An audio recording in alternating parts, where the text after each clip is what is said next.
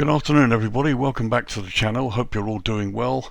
My name's Lee, your virtual airline pilot. We're back with another scenery review, the third one of 3 this week.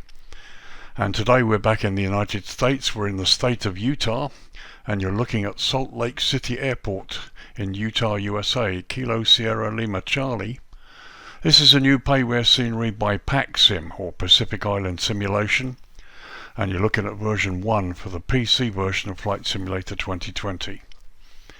Download is 1.96 gig and it installs at 2.72 gigs, so it's reasonable. Wouldn't say it's huge, but it's fairly substantial.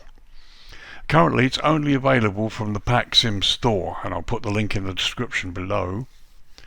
Price, it's $25.99 US, which equates to roughly €23.95 or £20.45 UK.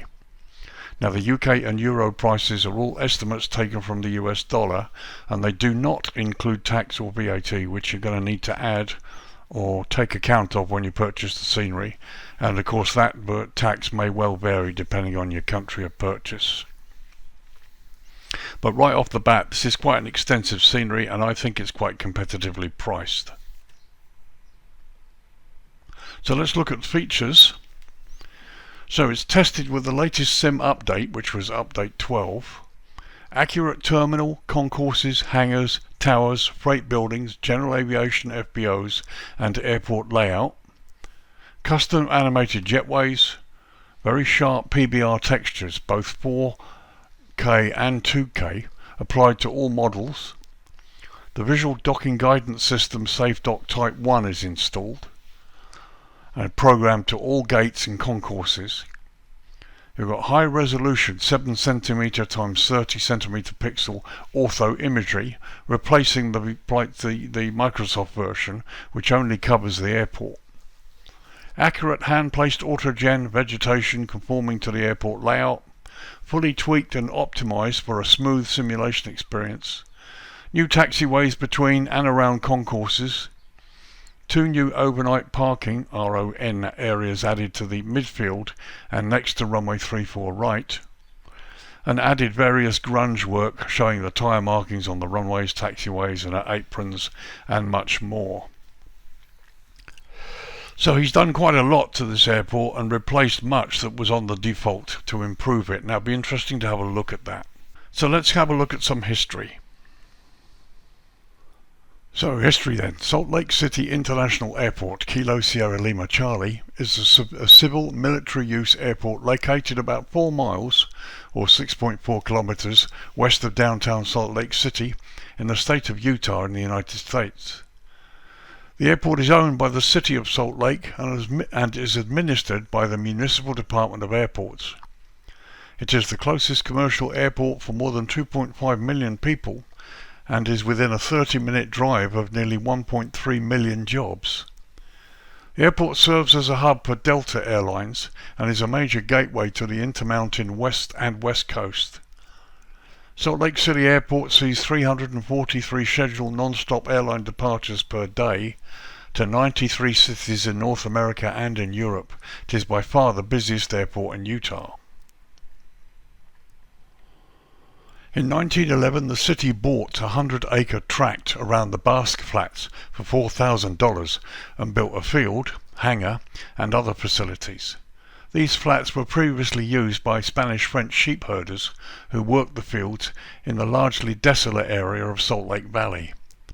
In the same year, the airfield was given the name Woodward Field, named after John P. Woodward, a local aviator.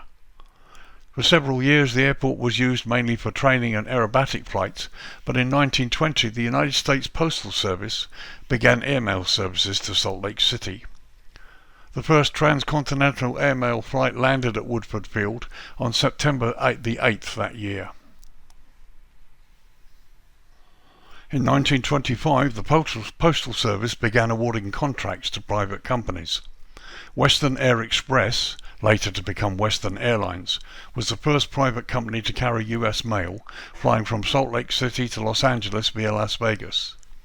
Less than a year later, the airline would begin flying passengers along the same route. During the next few years, the airport would gain another runway and would span over 400 acres or 1.6 square kilometers. In 1930, the airport was renamed Salt Lake City Municipal Airport. The first terminal, an airport administration building, was built in 1933 at a cost of $52,000. By then, United Airlines had begun serving Salt Lake City on flights between New York and San Francisco. During the 1980s, the airport saw further expansion to both the current terminal and the new Terminal 2, as well as a runway extension. In 1987, Western Airlines merged with Delta Airlines, with the airport continuing to be a major hub for Delta. In 1995, the airport opened a new runway, along with the International Terminal and E-Concourse for the SkyWest Airlines. A new 328-foot tall or 100-meter tall control tower, approach control facility and fire station opened in 1999. In June 2008, Delta Airlines began daily non-stop services to Paris Charles de Gaulle Airport. This marked the first scheduled transatlantic route from the airport. In November 2008, Delta announced a non-stop service to Narita Airport in Tokyo, mostly as a result of the airline's merger with Northwest Airlines. Service began in June 2009, and the first non-stop flight from Salt Lake City to Asia. Between 2010 and 2011, the flights to Tokyo became seasonal, generally May to October. The airport redevelopment program broke ground in 2014, initiating construction of the new Salt Lake City Terminal Complex. This began the process of replacing the existing aging facilities with all new facilities, including a car rental facility, a parking garage, consolidated terminal, 2 linear concourses similar to those that exist at Washington Dulles, with 93 gates, 2 tunnels and an elevated roadway. Phase 1 of the new terminal opened in 2020, consisting of Concourse A, which sported 25 gates, while Concourse B opened with 21 gates. The east portion of Concourse A is still considered part of Phase 2 and scheduled to open in increments throughout 2023. Completion of the central tunnel was moved to Phase 3 of the rebuild and is scheduled to open in October 2024. The easternmost gates of Concourse B are now fully part of the 4th phase, to be completed in 2027, and the plans now call for adding a tram to the central tunnel when a future Concourse C is eventually built.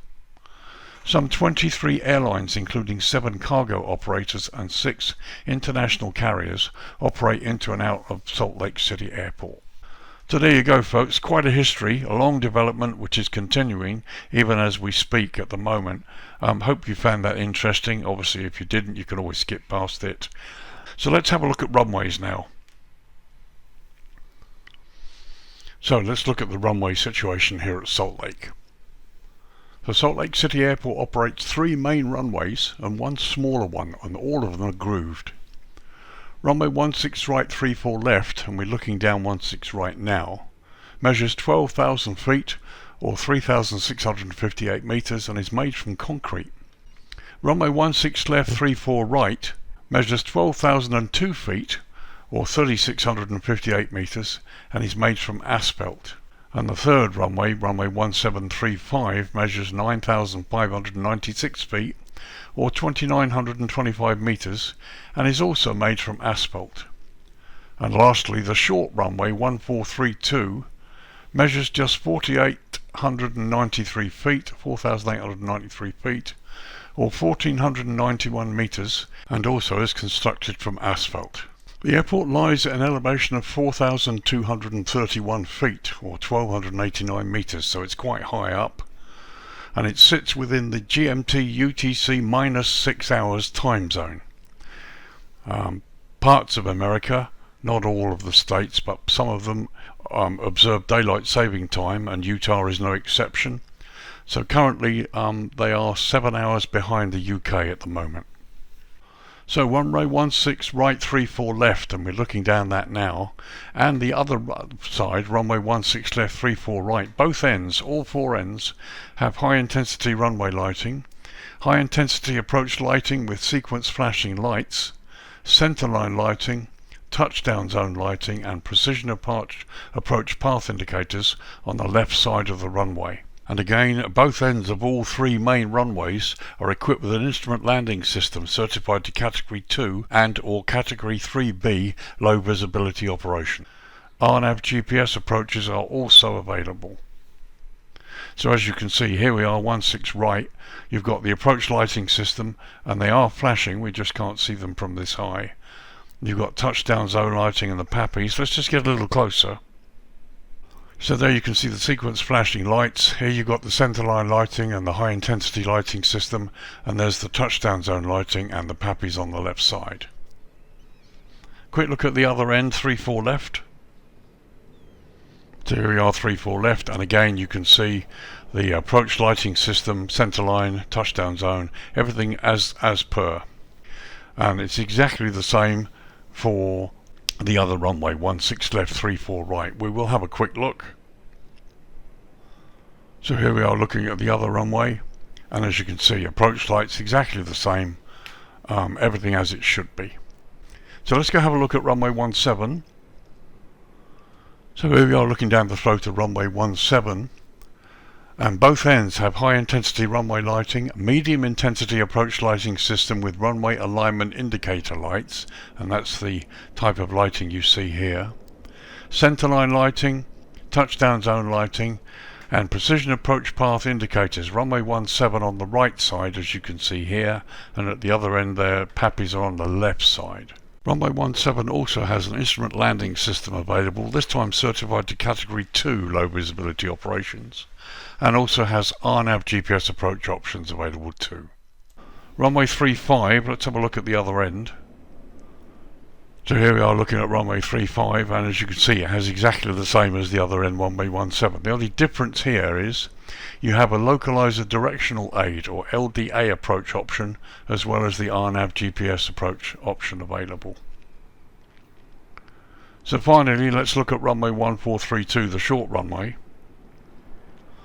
So runway 1432 has high intensity runway lighting, which you can see there, and precision approach path indicators on the left side, and it's the same is true at the other end. Note that there are no instrument approaches available for this runway, the short one, and the runway actually closes if the runway visual range is less than 1200 feet. So that's it for runways. Now let's go and have a look at the jetways and do a jetway test. So jetways, here we are on stand Bravo 6 at Salt Lake City with my Southwest Boeing 737-800. As you can see, there's quite a bit of clutter already installed as part of the scenery. Let's test the jetway and see how it manages. Okay, nice animation, the wheels move. Once again the stairs go into the concrete, but that happens in just about every jetway I see. Let's see if it makes a connection. And yes, it has. That's not bad at all. The jetway looks pretty good, to be honest. Let's have a closer look. So that's not bad at all. That's no worse than any other jetway that I've seen. It looks perfectly acceptable. And they're looking from the other side, perfectly okay. And as you can see, the jetway looks perfectly good actually. I think these jetways are quite unique to Salt Lake. It looks perfectly good. Let's have a look at the doorway. So there's a view looking inside the aircraft from inside the doorway. It's actually not bad at all really. It doesn't seem that the door interferes with the hood. If I come back a little bit, as you can see, the doorway to the jetway is actually transparent. But there you can also see a pretty decent view of the connection. It's not bad. Okay, so disconnect.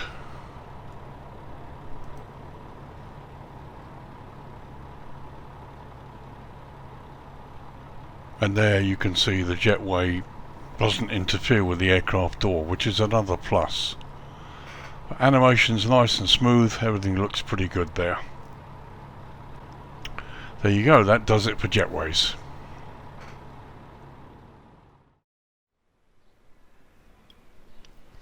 Okay, so now the main tour and a closer look at the airport itself. And we're going to start from south to north on the east side of the airport and have a look at what we've got here. So let's start the tour.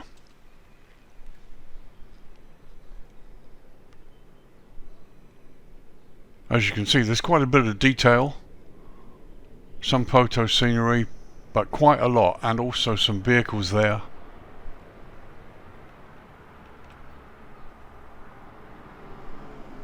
I mean, it does all look really nice. The buildings look good. Again, you've got traffic. There's a helicopter there. More helicopters. Some of this is military, I believe. Yes, indeed it is. And as you can see, the whole thing looks really nice, weathered, and it fits well with the terrain. Lots to see on this side.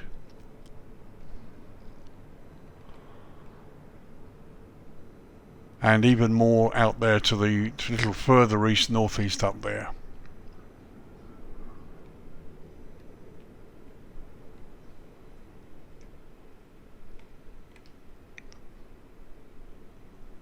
So here's the north cargo area, and again you can see it's been beautifully modelled and detailed. It's very nice when you look up close. It's very good indeed.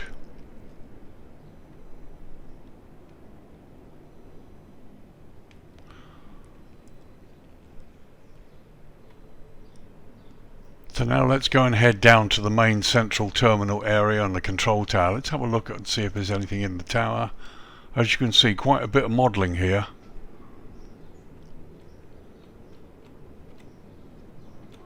So there's the tower from the outside, which I think looks really nice.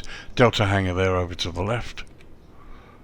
Let's see if we can get inside the tower here.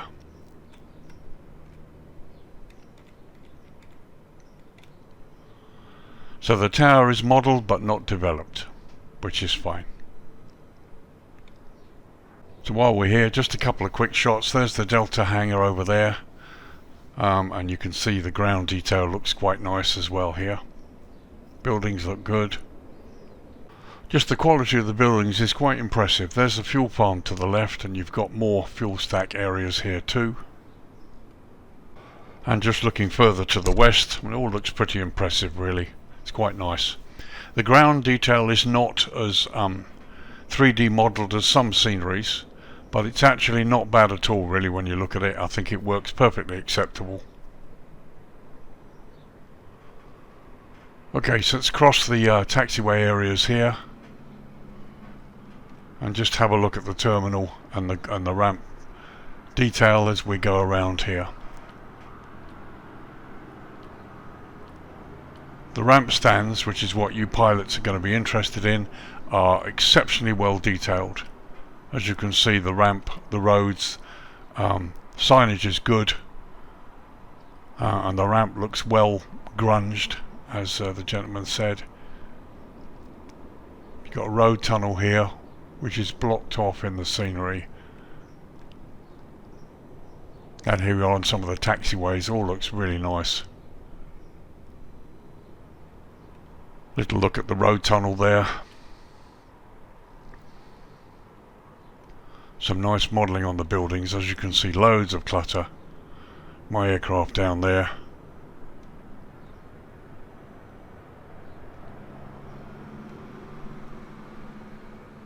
Loads of detail. Colouring looks really good. I mean, this does look to be a fine product with some wonderful modelling. A lot of work's gone into it. It looks really good.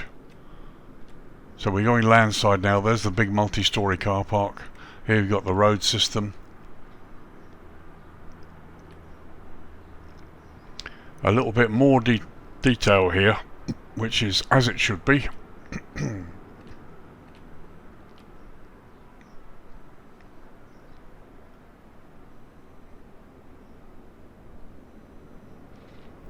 So now we're just going to dart back towards the terminal and see what development we can see, if any.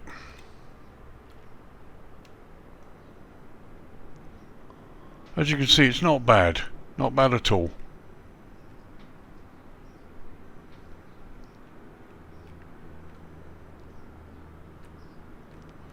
Very nicely modelled. Nothing fantastic, but it's as it should be. Looks really nice.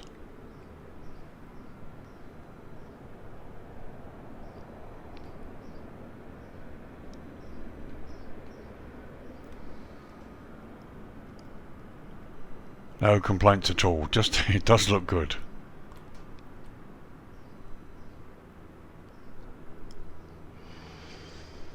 We come out a little bit further here. I don't profess to know the airport very well myself. Living in the UK, I've never flown here in real life.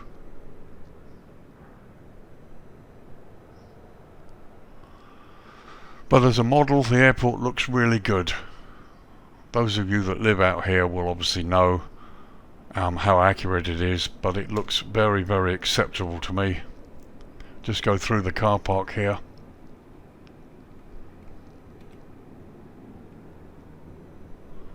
So we're inside the car park, and as you can see, there are cars. Perfectly good.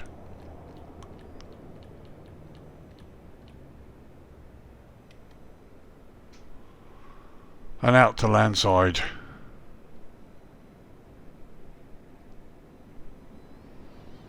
And a multi-storey car park there, modelled completely, complete with the access to the various floors. Very nice.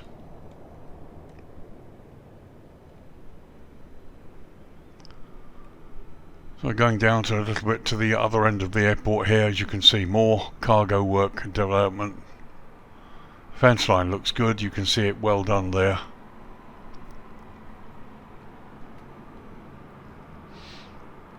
Some nice modelling, lots of bits and pieces all over the place. Done a lovely job, I think, really.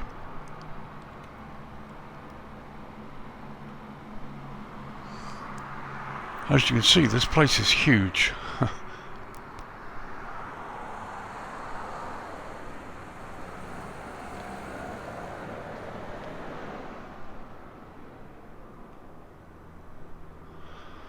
So you can see how extensive the airport is, and as I say, what I like about it, it fits in really well with the terrain. You've got more bits and pieces out here to the west, which are some of which I believe is default.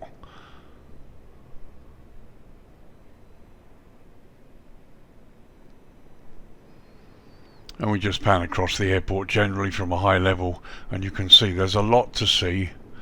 But in terms of flying in here, everything you need is really, really good. It's all there. There's nothing really missing.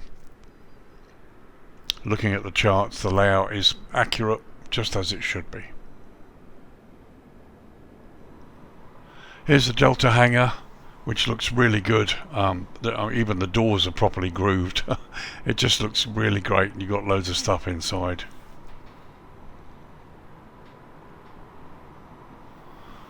So looking inside one of the terminal sections here, you can see partial modelling, which is perfectly acceptable. But here, as we get over the other side where the gates are, the Jetway gates, here you can see the modelling is more extensive. It's very crisp and clean. It looks really good. The only thing missing is people. But very nice indeed. And looking down the other direction, as you can see, it looks lovely. Plenty of signage, crisp and clear. Plants, seats, all looks good. Like I said, the only thing missing really is people. Would be nice to see some people. But no, I'm absolutely happy with the way this is. Really, really nice.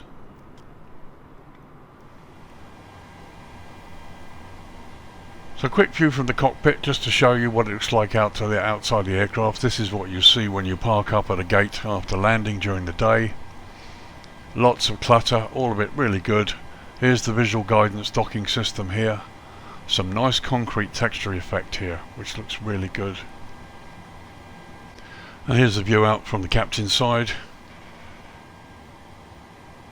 And looking through the first officer's window. And just a close-up shot of the ramp there. Here's my aircraft parked on the Stan Bravo 6.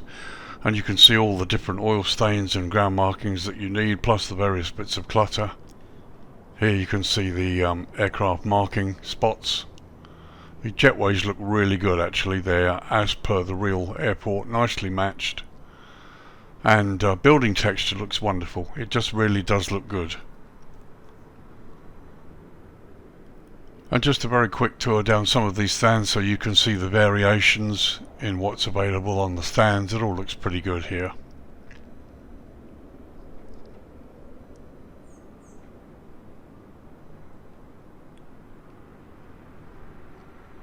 As we come across to the other side here, we'll go in and have a look at this building. Here you can see more bits and pieces on the ramp. And we go in through the glass. And there you go. More internal development, which all looks really good. Like I said, the only thing that's missing is people. But it does look nice.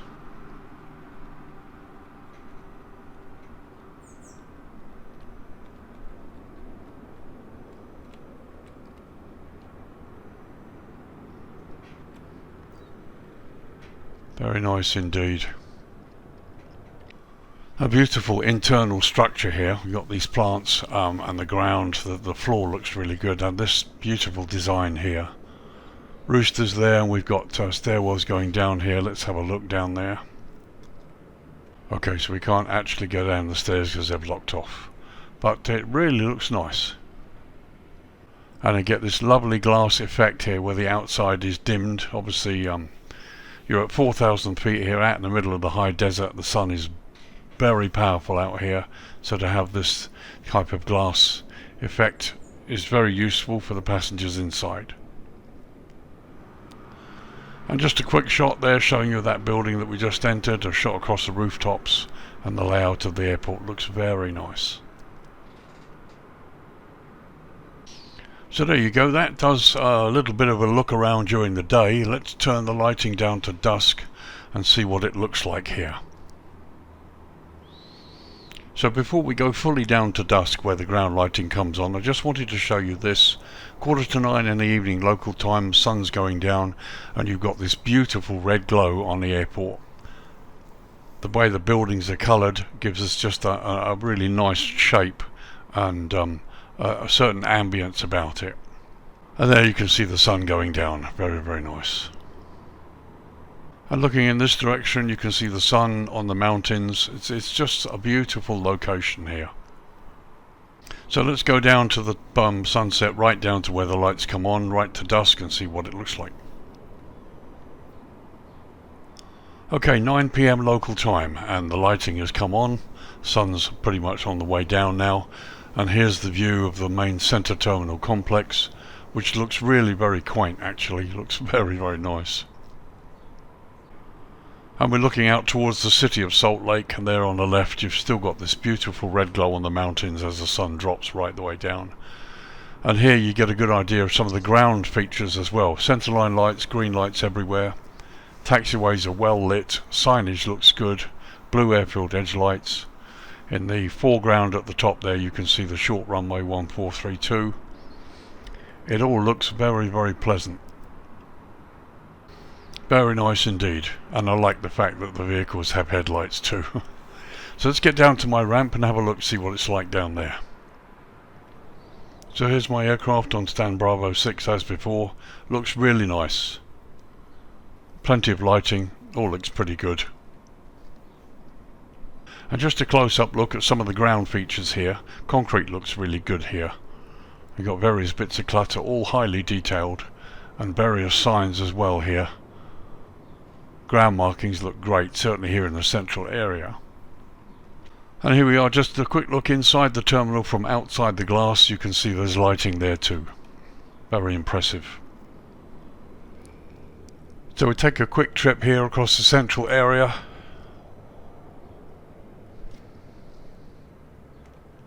This is where we looked at before. We'll go in through the glass. And that all looks pretty nice. Here's the multi-storey car park seen from the other side. And there you can see various cars and various lighting inside there as well. And once again, looking across this vast car park, it looks really good. And I'm pleased to say that there are no floating globes around. All the lighting seems to be provided by the proper light stanchions here. And here you've got this little tower here, and you've got a light going across the top as well.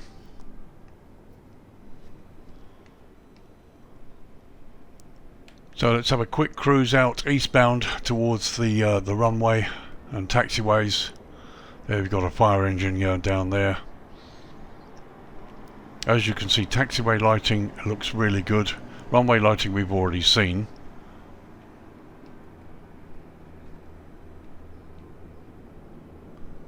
and over here is where you've got the military area and the other various hangars and bits and pieces, which to some extent I will leave you to explore properly, but I will just have a look at the lighting generally here. But as you can see, the buildings are all nicely lit and textured. There's more for you to do and see. Plenty of room here for you helicopter jockeys.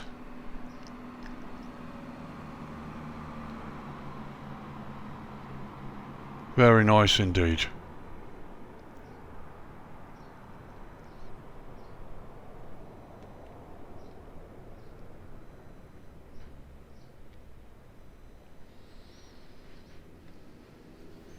Okay, so we've had a look around the airport and its local environs here, and I particularly like this high level shot here where you can see the mountains in the distance. It's really nice. Time to drop the lighting down to night time now, and let's see what sort of effect it has. Okay, so it's 10:30 at night, and this is the view, or the same view we just saw a moment ago. As you can see, the lighting on the stands has come up quite significantly. Most of the areas are nicely lit, including the car parks there in the distance. You've got green centerline taxiway lighting, blue airfield edge lights, taxi lights off the runway there to the lower right. This all looks pretty good.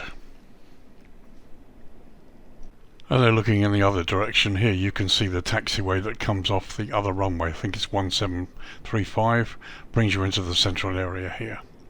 So what I want to do now, let's get down to the stand. I want to focus on the apron, which is what you guys as pilots will see when you come in here at night, and also have a look at some of the taxiway lighting. So here we are, back to stand Bravo 6 again, and those the really observant amongst you will have noticed that I changed the aircraft a couple of times during this video. We went from Southwest Airlines to VAP Air, but hopefully that's not going to bother you.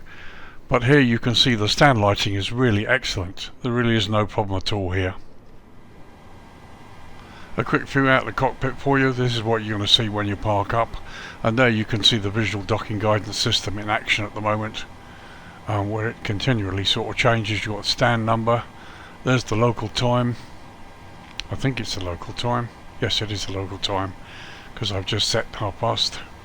And the docking system goes into action whenever you pull up. So a slightly different shot there, showing you the buildings, the jetways and the clutter, and looking further down the stands, and again you can see the green centerline taxiway lights, and to the buildings to the left you can see the various other lighting that exists. And just looking at the corner of the building there, you can see in through the misted glass to the internal development part of the terminal. There's a Delta Airlines vehicle down at the bottom there.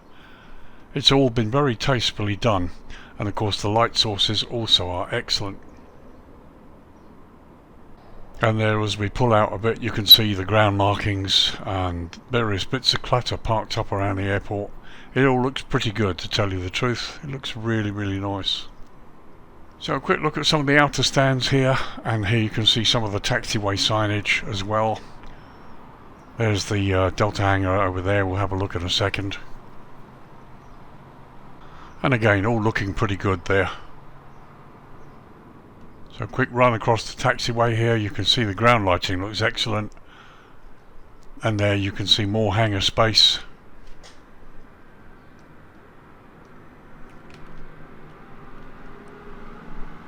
It looks very nice indeed.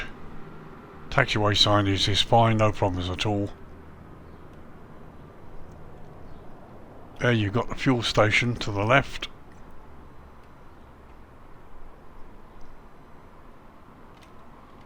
And here we've got the Delta hangar, looking pretty impressive in the darkness.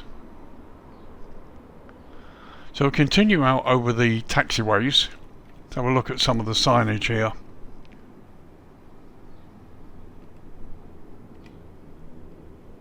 I mean, the taxiways do look dark, but then it's the black of night. You will need some of your nose gear lighting as well, but as far as I can see, the signage looks really good. Remember, this is a huge airport, so you will need the charts, unless you know it very well. But as you can see from this shot, it's another airport that really does come to life in the darkness. It's wonderful.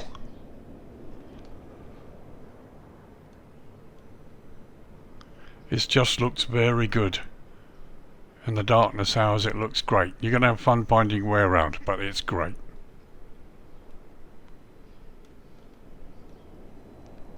So low pass over the cargo area. There's the DHL building, hangar. I mean, it all looks very nice indeed. It's really well modelled. The detail is wonderful. Very few complaints at all about this airport, really.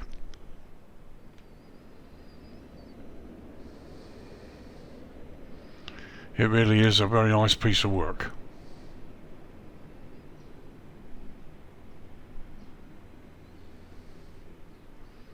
So let's bring up the dawn. Okay, 6:15 in the morning. As you can see, the lights have gone out. Runways, you can still see them quite easily. Again, you've got this wonderful glow over the mountains. It's such a beautiful location. It's really nice. And they're looking out to the Great Salt Lake. And the sun rises in the east over the mountain range. It's just a stunning location. Okay, 7 AM local time, and time to give you my thoughts and conclusions. Graham, who's a one-man band really at Pacific Island Simulations, is a great chap, and literally does all of this himself, very much like Gary Summons does over at UK 2000 Scenery. They're literally one-man band. They take a while to produce certain projects, particularly in the detail that they have. I loved Incheon Seoul, and I like this one too. It's certainly the best version out there.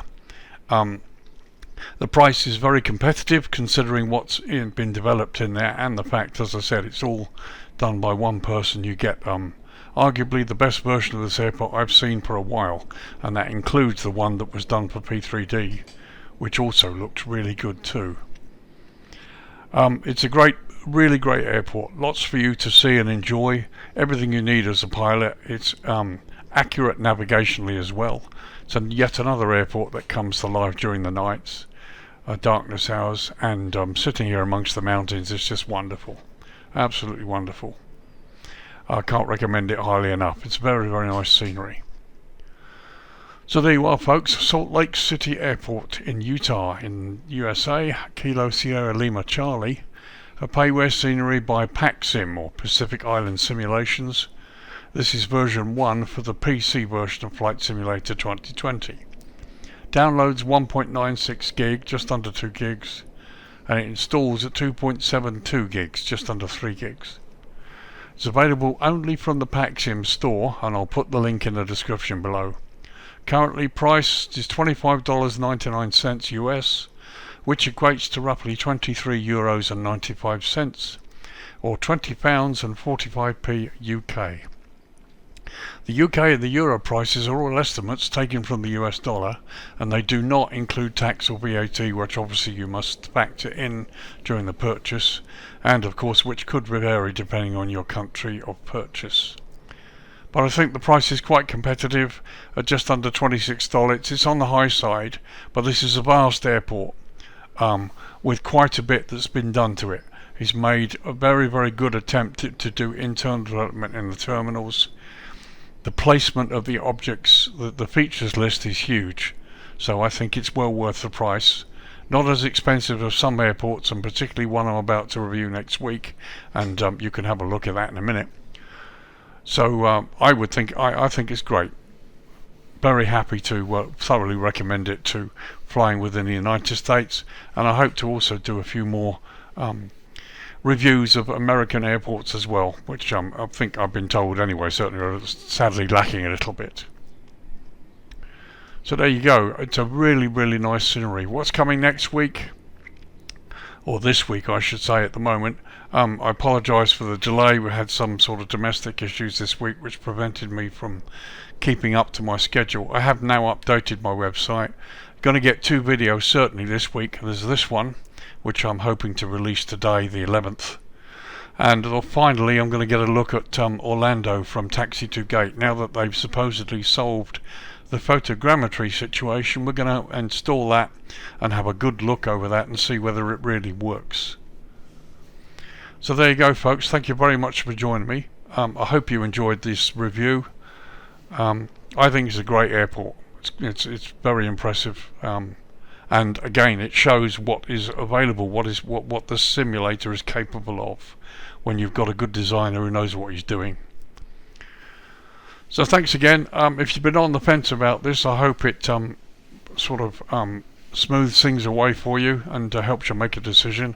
I will see you in the second video this week, as I said, where we'll be looking at Orlando, Kilo Mike Charlie Oscar, and it will be the Taxi to Gate version, which has finally been released, where they've updated the photogrammetry situation. So we'll have a look at that, and then hopefully next week everything back to normal. Got quite a few sceneries that have been sent to me, so the following week, as we get into late July even, should be really, really good. So take care. Thanks very much, folks. As ever, if you like what I do and you've got time, you fancy it, go ahead and buy me a coffee. It would be much appreciated. Just helps my efforts. I'm a one-man band too, and I look over these sceneries. I know some of my scenery reviews are quite long, but I like to have a good look over the product to give you, the viewer, the best possible option as to whether you think you want it or not. So this is Lee saying bye for now. Take care. I'll see you in Orlando later in the week. Bye for now.